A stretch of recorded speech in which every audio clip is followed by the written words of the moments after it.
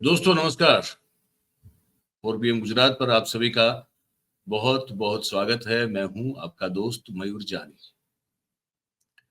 दोस्तों, इस वीडियो में एक ऐसे निवेदन के बारे में बात करनी है जो कि भारतीय जनता पार्टी के मध्य प्रदेश के गुना विधानसभा क्षेत्र से चुने हुए विधायक पन्नालाल शाक्य साहब ने बड़ी सभा में दिया और मोदी साहब के 38 दिनों के कार्यकाल की भी थोड़ी बात करनी है। शुरुआत करते हैं पन्नालाल शाक्य साहब के निवेदन से।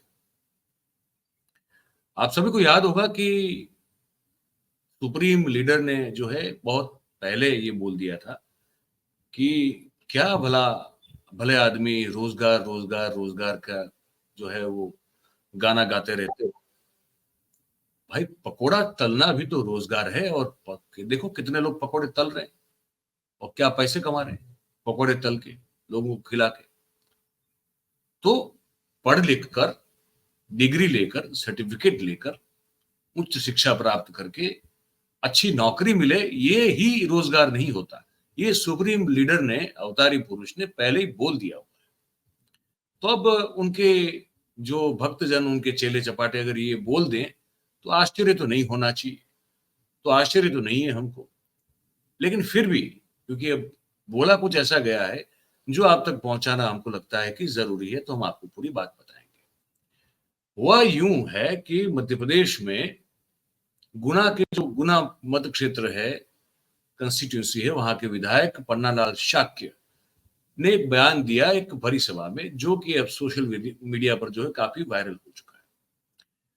अब उसमें यह है कि एक कार्यक्रम था जहां पे वो बतौर मुख्य अतिथि गए हुए थे, है ना, क्योंकि वो गुना के विधायक हैं, गुना क्षेत्र से।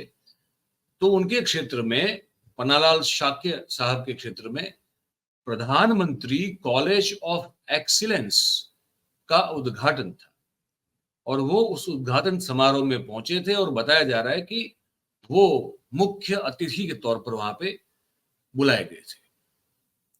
और इस कार्यक्रम का जो उद्घाटन है वो मध्य प्रदेश के ऊर्जा मंत्री प्रद्युमन सिंह तोमर ने वो बाकायदा फीता काट कर जो है वो किया था। और पन्नालाल शाक्य साहब ने बतौर चीफ गेस्ट जो बोल दिया वो कोई गजब और अजब है। मैंने वो सामने बयान खोल के रखा हुआ है पूरा उनका, फिर मैं सुनाऊंगा अभी आपको। तो अपने वक्तव्य में पन्नालाल शाक्य साहब ने जो कहा वो कुछ यूं है, वो ये उनका कहना है, मैं कोट अनकोट कह रहा हूं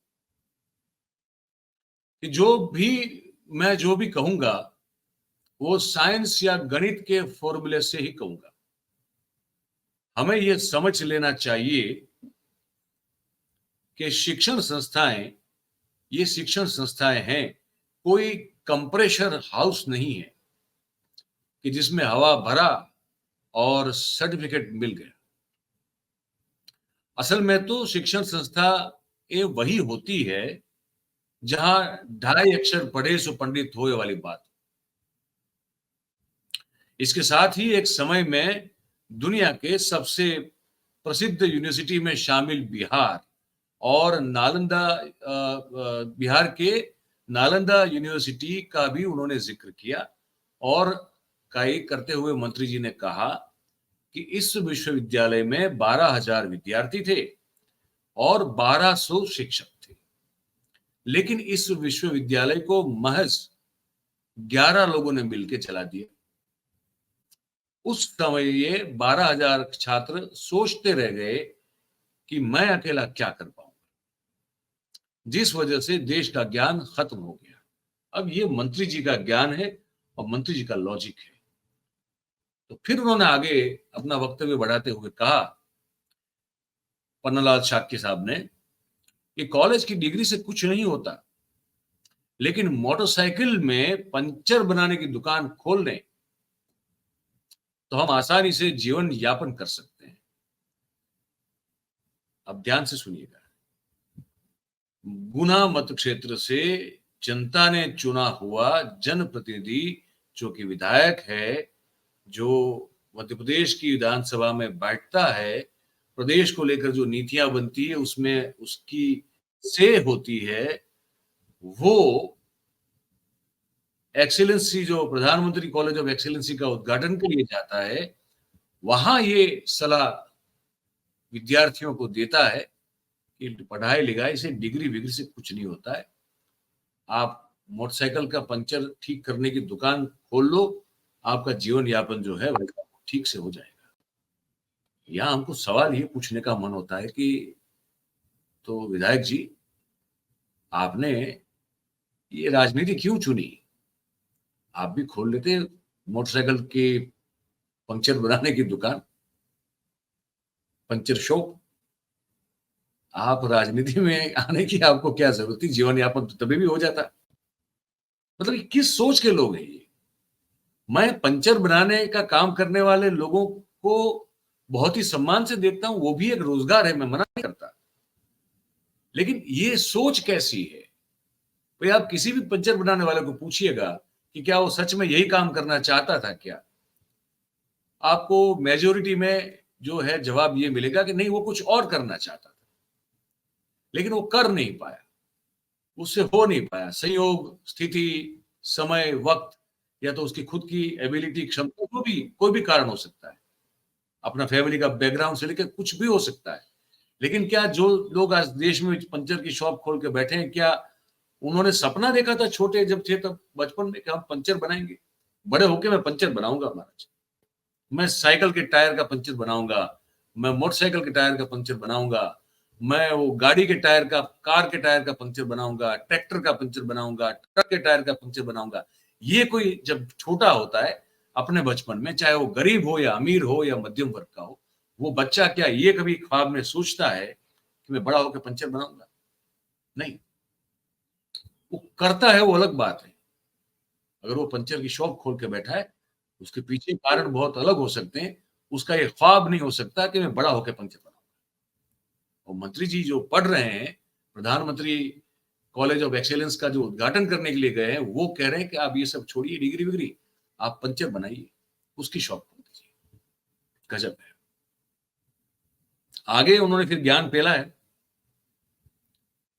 ये तो मैं फिर से रिपीट कर रहा हूं कि कहा कि कॉलेज की डिग्री से कुछ नहीं होता है, लेकिन मोटरसाइकिल में पंचर बनाने की दुकान खोल लें तो हम आसानी से जीवन यापन कर सकते हैं। आगे वो कहते हैं फिर कि हमें पंच तत्वों को बचाने की कोशिश करनी चाहिए, क्योंकि इन्हीं पंच तत्वों से हमारा शरीर बना हुआ है। आज पर्यावरण सबसे बड़ी चिंता बनी हुई है। हमारा देश पानी और प्रदूषण को लेकर चिंतित है। पेड़ लगाओ, हजारों पेड़ लगाओ, वृक्षारोपण की बात कर रहे हैं, लेकिन यह हमारी जिम्मेदारी है कि इसके बाद हम वृक्ष का रोपण करने के बाद उसको बड़ा भी करें, और वो भी जो है जिम्मेदारी को निभाए। वो फिर अलग ट्रैक पे चले गए। अब ये जो बोला है ना उन्होंने, ये मैं आपको सुना भी देता हूँ, ये सुनिए। श्रेष्ठ विद्यालय का शुभारंभ कर रहे हैं। मेरा आप सबसे निवेदन है कि केवल एक बोध वाक्य पकड़ लेना, केवल एक बोध वाक्य पकड़ लेना। ये कागज की डिग्री से कुछ होने वाला नहीं है। मोटरसाइकिल की पंचर की दुकान खोल लेना, जिससे कम से कम अपनी जीवन यापन चलता रहे।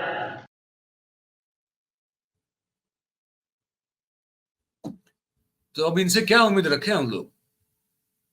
इन लोगों से उम्मीद क्या रखें, ये बताइए। अब 38 दिन का कार्यकाल ही देख ले प्रधानमंत्री का, हमारे प्रधानमंत्री जी का 38 दिनों का कार्यकाल है, ये देख लीजिए आप। ये टाइमलाइन है, ये हमने ट्विटर से ही ली है, लेकिन हमने चेक किया है, वेरीफाई किया है, इसमें कहीं कुछ गलती नहीं है। अब 9 जून को जो है 10 पैसेंजर जो है वो मरे, क्योंकि वो बस पर अटैक हुआ, बस पर हमला हुआ, ठीक है। फिर 11 जून को एक एसपीओ, 5 सोल्जर घायल हुए डोडा में, एक सीआरपीएफ कांस्टेबल और 2 टेररिस्ट जो हैं वो कठुआ में मारे गए, है ना। 12 जून को पुलिस पर्सनल इंजर्ड हुए डोडा, जो ये कश्मीर के ही, जम्मू कश्मीर में जो हो रहा है उसके आंकड़े मैं आपको क्लियर कर दूं पहले ही। जम्मू कश्मीर की स्थिति क्या है आतंकी हमलों को लेकर, ये टाइमलाइन में बताया गया है। तो पुलिस पर्सनल जो है वो घायल हुआ डोडा में, ठीक है। 26 जून को 3 टेररिस्ट जो है वो मारे गए डोडा गंडोस में। 6 जुलाई को 2 हमारे सिपाही जो हैं, जवान जो हैं, वो शहीद हुए, जो 2 एनकाउंटर हुए उसमें, है ना, चिंचगांव और कुलगाम में। 8 जुलाई को 5 हमारे जवान जो है फिर से शहीद हुए और 5 घायल हुए कठुआ में। 9 जुलाई को एनकाउंटर हुआ है डोडा गाड़ी में और वहां पे मुठभेड़ हुई। 15 जुलाई को अभी कल एक हमारा अफसर कैप्टन बताया जा रहा है और 3 हमारे जवान जो है वो शहीद हुए, वो भी डोडा में हुआ। तो हो क्या रहा है ये भी समझ में नहीं आ रहा। अब आपकी समझ में कुछ आ रहा हो तो हमको बताइए, है ना, लिख के बताइए, कमेंट कीजिए और बताइए कि आप क्या सोच रहे हैं। ये जो हमने आपको जानकारी दी, अगर आपको अच्छी लगी हो तो फिर आप इस वीडियो को लाइक करें, इस वीडियो की लिंक को आप हो सके उतना शेयर करें और हमारा जो चैनल है 4 PM गुजरात, आप उसे सब्सक्राइब करें और अपने आसपास के लोगों से करवाएं। ये एक छोटी सी विनती है, मान लीजिए। बहुत बहुत धन्यवाद आप सभी का हमारे साथ इस कार्यक्रम में जुड़ने के लिए। Thank you very much. नमस्कार।